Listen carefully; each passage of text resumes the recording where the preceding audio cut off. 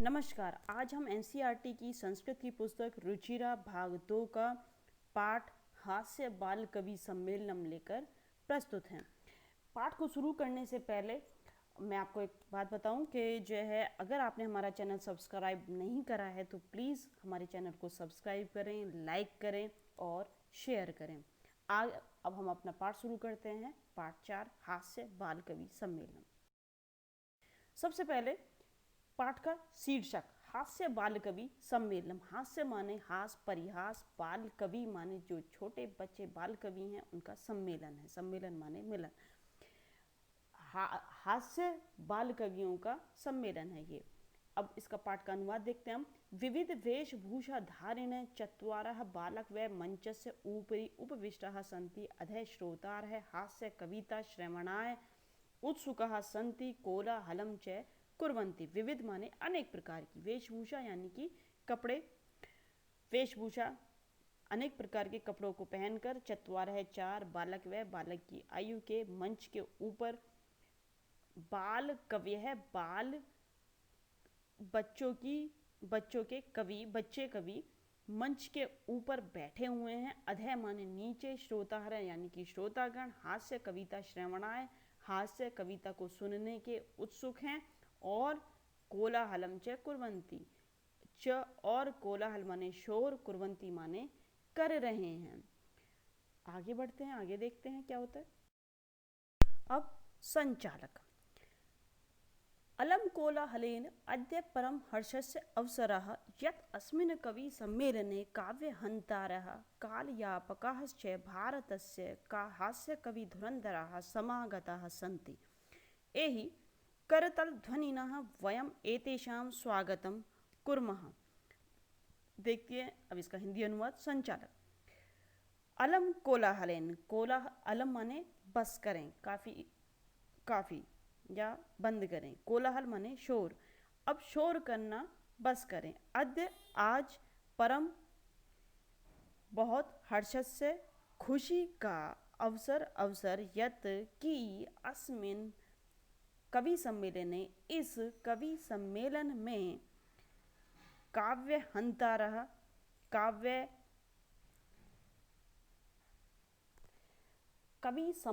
इस कवि सम्मेलन में काव्यहन्तारः काव्य को नष्ट करने वाले, और कालयापकाश्च समय बर्बाद करने वाले भारत के श्रेष्ठ हास्य कवि आए हुए हैं। ये एक हास्य कवि सम्मेलन है तो मजाक की बात है। ये काव्य को जो सर्वनाश कर देते हैं वो हैं, और समय को जो बर्बाद करने वाले हैं वो हैं जो भारत के हास्य कवि धुरंधर हैं, वो आए हुए हैं। यही आओ करतल ध्वनिनः यानी कि तालियों के साथ, वयम हम सब, एतेषाम इनका स्वागत करते हैं। सबसे पहले जो कवि आया है वो है गजाधर। गजाधर आए हैं, वो पढ़ रहे हैं। सर्वेभ्यो रसिकेभ्यो नमो नमः। प्रथमं तावद् अहम आधुनिकम वैद्यम उद्दिश्य स्वकीयम काव्यम श्राव्यामि। सर्वेभ्यो सभी को, रसिकेभ्यो यानी कि जो सर्वेभ्यो, अरसिकेभ्यो जो नीरस जन है उनको नमस्कार है। प्रथमम सबसे पहले, तब तक,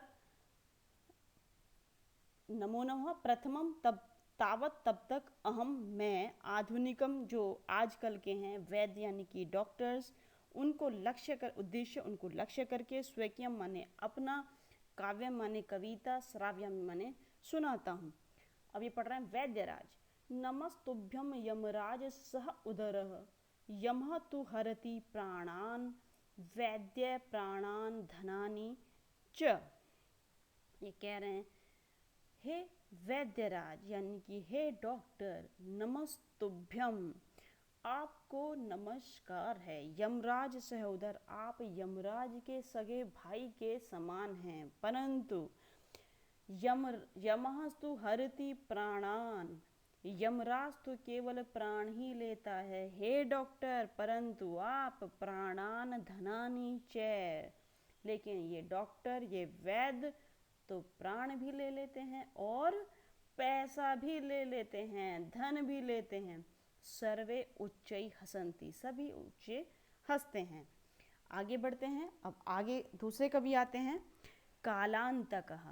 अरे वैद्यः तु सर्वत्र परंतु नैते मादृशः कुशला जनसंख्या निवारणे ममपि काव्यम इदं शृण्वन्तु भवन्तः। अरे वैद्य तो सब जगह है, वैद्य तु सर्वत्र, वैद्य सब जगह है, परंतु न नहीं ते वे मादृशः वे कुशलः जनसंख्या निवारणे जनसंख्या को कम करने में मेरे जैसे निपुण नहीं है। ममपि काव्यम इदम शृण्वन्तु भवन्तः मेरा भी काव्य आप सब सुनिए। चितां प्रज्वलितां दृष्ट्वा वैद्यो विस्मयमागता न अहं गतो न मे भ्राता कस्य इदं हस्तलाघवम्। चिता को जलती हुई देखकर वैद्य ने बोला, वैद्य को आश्चर्य हुआ कि इसमें जो है किसकी हाथ की सफाई है, न मैं यहाँ पर हूँ न मेरा भाई यहाँ पर है, यानी कि न यमराज यहाँ है न मैं यहाँ हूँ, लेकिन फिर ये काम किसने कर दिया। सर्वे पुनः हसन्ति, सभी फिर हंसते हैं। अब आते हैं तीसरे कवि तुंदिल। तुंदिल यानी कि मोटे पेट वाला। तुंदस्य ऊपरी हस्तम आवर्त्यम, तुंद माने तौंद पेट, वो अपने तौंद के ऊपर हाथ फेरते हुए आ रहे हैं। तुंदिलो अहम मैं भो, ए मैं तुंदिल हूँ, ममपि इदं काव्यम श्रूयताम जीवने धार्यताम च, मेरी भी कविता सुनो और जीवन में अपनाओ, और जीवन में अपनाओ। पर अन्नम प्राप्य दुर्बुद्धे माँ शरीरे दयाम कुरु, पर अन्नम दुर्लभम लोके शरीराणि पुनः पुनः। दूसरे का अन्न, पर अन्नम दूसरे का अन्न, प्राप्य माने प्राप्त हो जाए। हे दुर्बुद्धे, हे मूर्खों, हे दुष्ट बुद्धि वालों, अगर दूसरों का खाना आपको मिल जाए तो माँ शरीरे दयाम कुरु, शरीर पर कोई दया मत करो, यानी कि फ्री का खाना अगर आपको मिल जाए तो खूब पेट भरकर खाओ, क्योंकि संसार में पर अन्नम दुर्लभम लोके, इस संसार में दूसरों का भोजन मिलना, दूसरों का खाना मिलना बहुत ही मुश्किल है। शरीर पर शरीर तो मिलता रहता है, शरीर में कोई कष्ट होता है तो ठीक भी हो जाएगा, लेकिन दूसरों का खाना, फ्री का खाना नहीं मिलता। सर्वे पुनः हट्टासम कुर्वन्ति, सभी फिर बहुत तेज हंसते हैं। आगे बढ़ते हैं। चारवाक। आम आम शरीरस्य पोषणम सर्वथा उचितमेव, शरीर का पोषण हमेशा सभी प्रकार से उचित ही है। यदि धनम नास्ति तदा ऋणम कृत्वा अपि पौष्टिक पदार्थे भोक्तव्यः, यदि धन नहीं है तब भी ऋण लेकर भी पौष्टिक पदार्थ खाने चाहिए। तथा कथयति चारवाक कवि, तो इसीलिए चारवाक कवि ने कहा है, यावत जीवे सुखम जीवेत ऋणम कृत्वा घृतम पिबे, जब तक जियो सुख से जियो, अगर पैसा नहीं भी है तो कर्जा लेकर भी घी पियो। श्रोतारः कह रहे हैं तर्हि ऋणस्य प्रत्यर्पणम कथम, श्रोता गणों ने कहा है कि फिर हम ऋण को, अपने कर्जे को लौटाएंगे कैसे। चारवाक ने कहा श्रूयताम मम अवशिष्टम काव्य, मेरा बचा हुआ काव्य तो सुनिए। घृतम पीत्वा श्रमम कृत्वा ऋणम प्रत्यर्पयेत जनः, घृतम पीत्वा, जब हम घी पिएंगे तो श्रम भी अधिक करेंगे, और जब श्रम अधिक करेंगे तो पैसा भी अधिक कमाएंगे, और जब पैसा अधिक कमाएंगे तो फिर हम अपने ऋण को लौटा देंगे। काव्य पाठ श्रवणेन उत्प्रेरित एक बालको अपि आशु कविता रचयति हासपूर्वकम च श्राव्यति।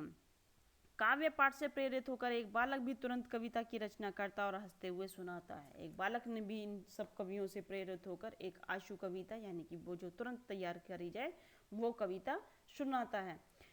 बालक ने सुनाया, श्रूयताम सुनिए, श्रूयताम भो ममपि काव्यम, मेरा भी काव्य सुने। गजाधरम कविम चैव तुंदिलम भोज्यलोलुपम कालांतकम तथा वैद्यम चार्वाक च नमाम्यहम्।